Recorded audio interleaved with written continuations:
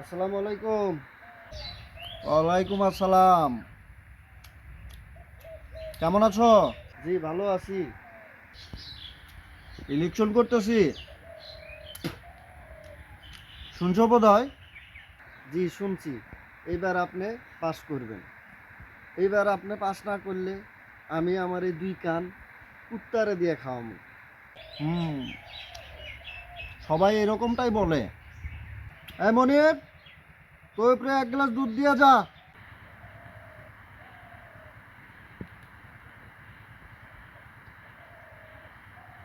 বুঝলা তো?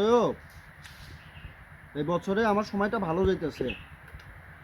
দুইটা গাভীর দুইটা একসাথে বাচ্চা হয়েছে, বুঝছো? দুধ খেতে কেমন? মধুর চেয়ে মিষ্টি। এই দুধ খাইয়া মধু খাইলে মধু পাঞ্চা লাগবে। আর এক গ্লাস দিতে বলেন। এক গ্লাস খায়া পেট ভরে, মন ভরে না। এই মনির, তোর উপরে আর এক গ্লাস দুধ দিয়ে যা।